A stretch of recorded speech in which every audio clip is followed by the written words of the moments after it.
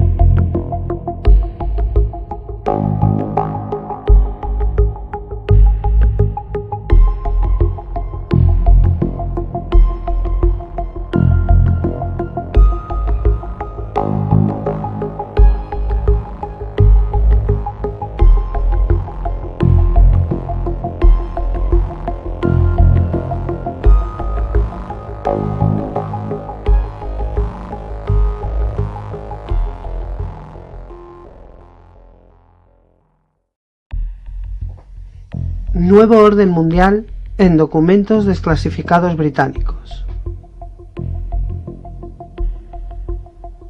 Los libros de historia nos cuentan que la descolonización del Imperio Británico se debió al crecimiento de los movimientos nacionalistas anticolonialistas en los territorios súbditos.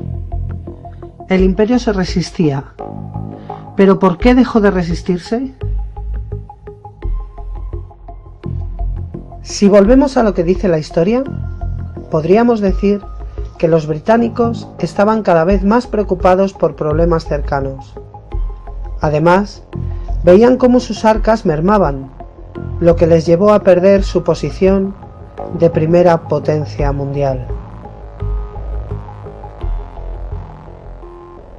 Si revisamos los documentos que generaba el gobierno imperialista, parece que el imperio se sacrificaba por la construcción de algo llamado Nuevo Orden Mundial.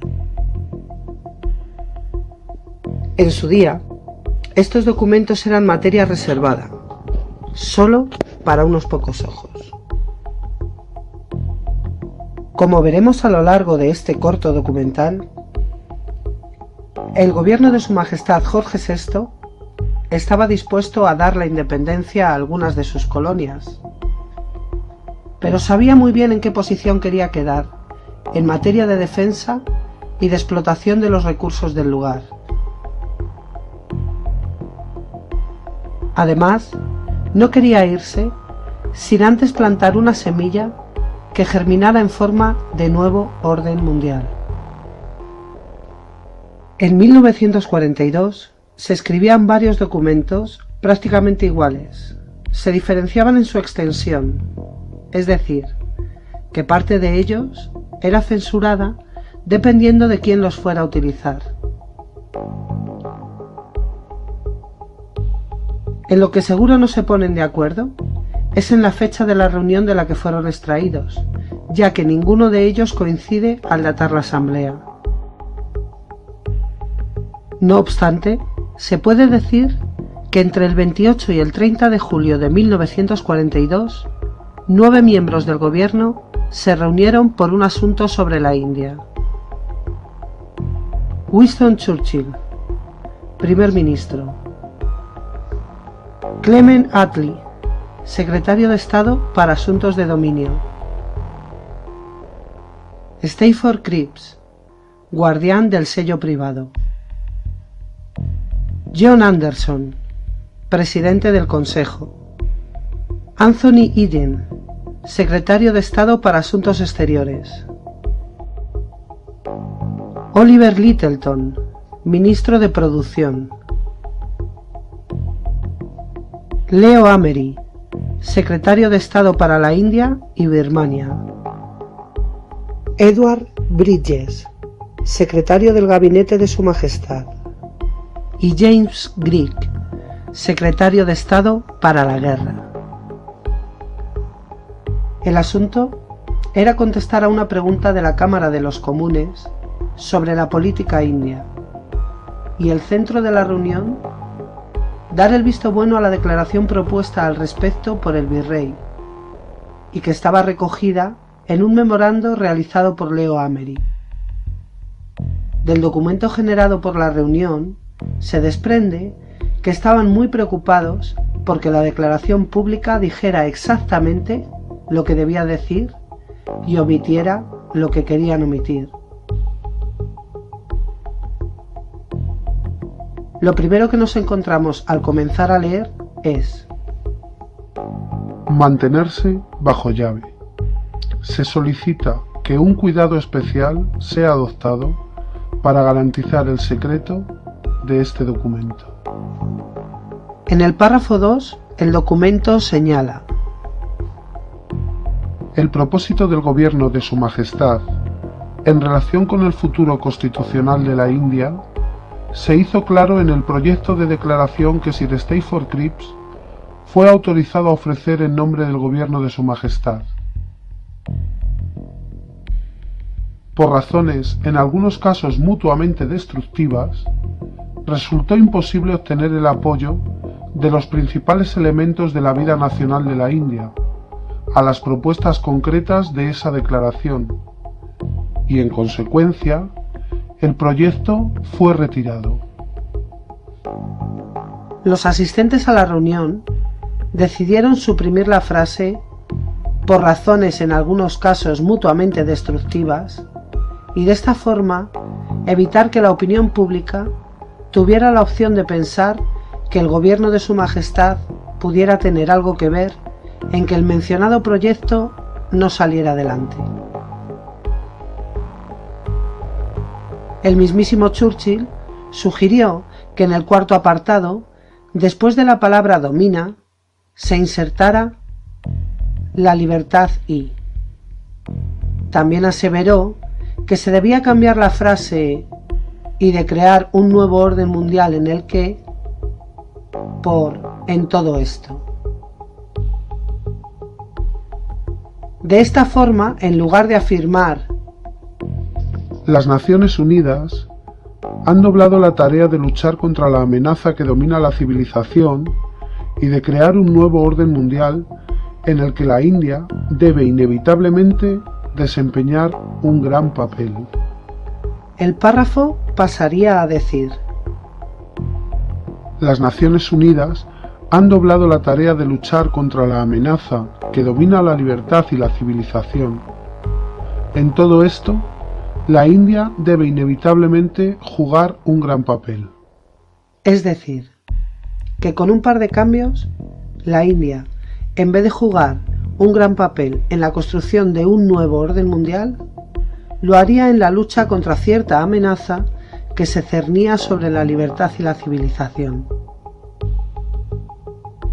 El párrafo sigue diciendo: y es la sincera esperanza del gobierno de Su Majestad que el pueblo de la India no se preste a tolerar ningún movimiento cargado de consecuencias tan desastrosas, pero hará lo contrario, dejando a un lado sus diferencias políticas por ahora, lanzándose todos en la lucha contra los enemigos comunes de la humanidad.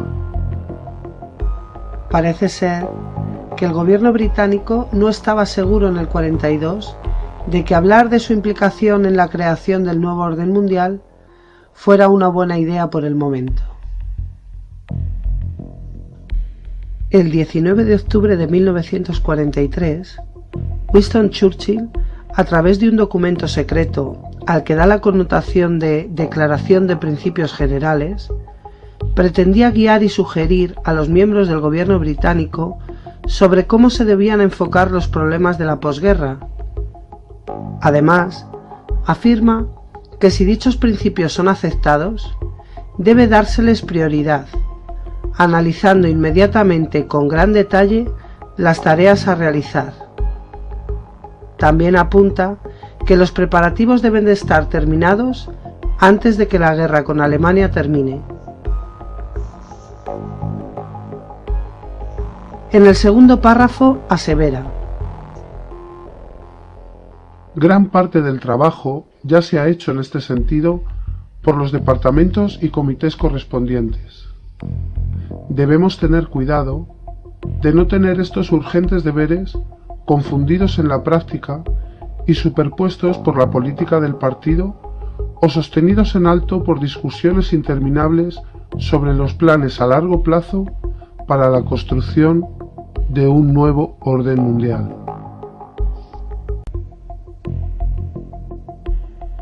El 28 de febrero de 1944 se producía un documento sobre asuntos políticos australianos. En su 7º párrafo, habla del establecimiento de un nuevo orden mundial de la siguiente forma. El primer ministro se volvió hacia las relaciones internacionales y después de tratar con las causas del fracaso de la Sociedad de las Naciones, que atribuyó a la composición y maquinaria de la Liga y a la ventaja que fue tomada a causa de estos defectos por los países del eje, preguntó cuál era el sentido amplio en el que Australia debe proceder a la luz de los dos grandes experimentos de la cooperación entre Estados soberanos, la Mancomunidad Británica y la Liga de las Naciones, y ante los objetivos declarados por las Naciones Unidas para el establecimiento de un nuevo orden mundial. El 5 de junio de 1945, el Partido Conservador, liderado por Churchill, perdía el apoyo de los electores que prefirieron dar su apoyo al Partido Laborista, liderado por Clement Attlee. Al día siguiente, ya se elaboró el borrador de lo que sería el discurso del rey el día que disolviera el Parlamento. El día elegido para tal fin sería el 15 de junio. El día 12 se generaba el documento definitivo con el discurso ya corregido. Y dice literalmente: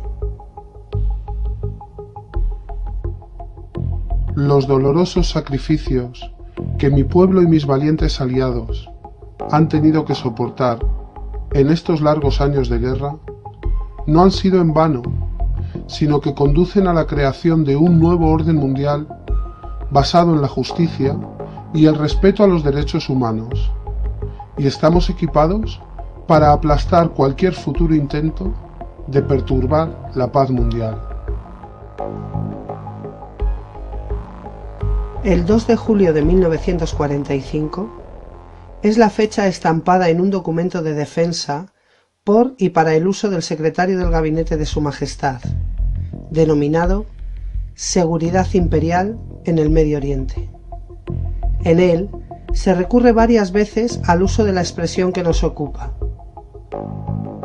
En su párrafo número 12 dice: tendremos que obtener el contrato de arrendamiento de las bases esenciales y la concesión de otras instalaciones mediante un tratado, o tal vez mejor aún, un pacto de defensa mutua como parte del nuevo orden mundial con los estados individuales.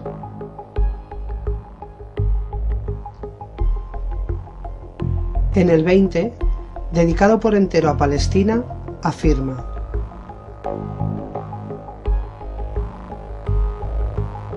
es indispensable para la seguridad imperial en Oriente Medio, como también para el desempeño de nuestras responsabilidades en esta región para con el nuevo orden mundial, que Palestina sea administrada como un todo indivisible.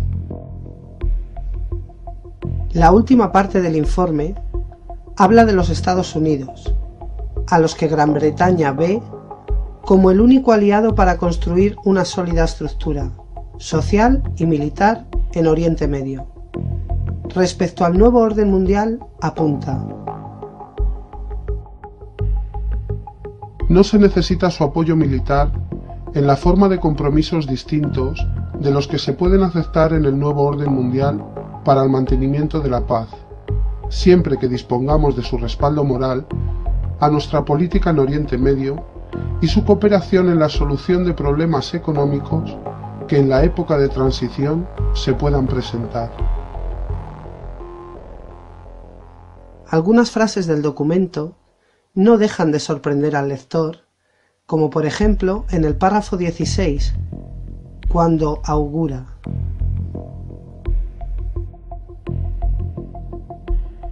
siempre lo ha sido y siempre será así. Hasta que lo domine, el león se acostará con el cordero. o en el 37, en el que se puede leer: Si Oriente Medio puede ser curado de estos trastornos, solo puede serlo a través de gobernantes iluminados.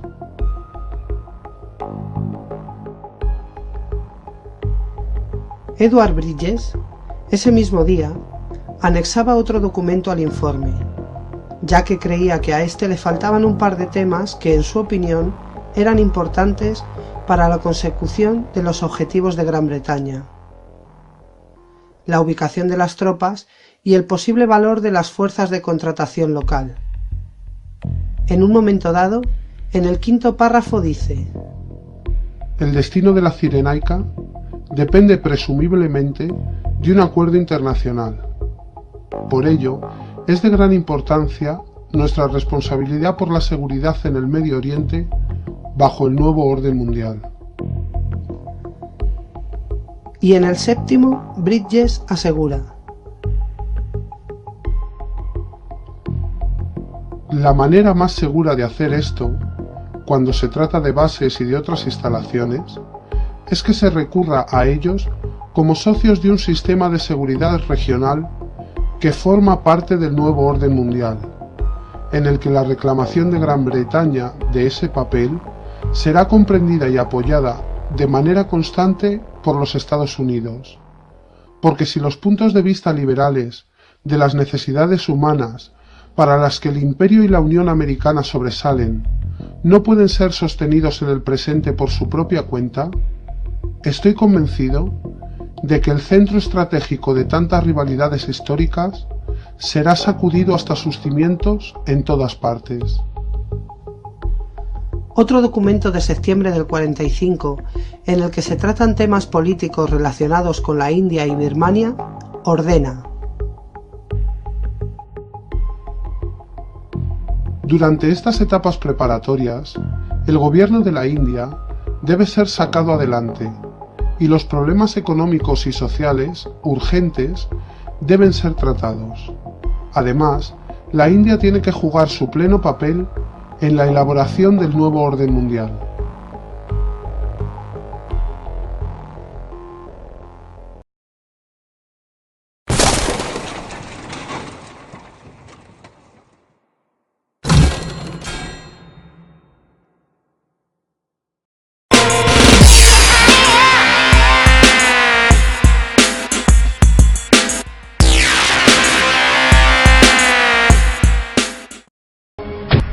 And together they helped to create, were the principal leaders in creating, a new world order and a winning strategy in the Cold War. La forza vivificante della sua luce ti incoraggia ad impegnarti nell'edificazione di un nuovo ordine mondiale.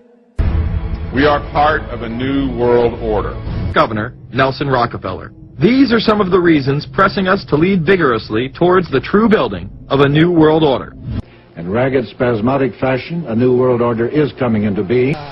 Looking at the subtitle this morning, are we ready for the new world order? A new world order. We are building a new world order. Desilumínate Televisión, lo que la oficial no te cuenta.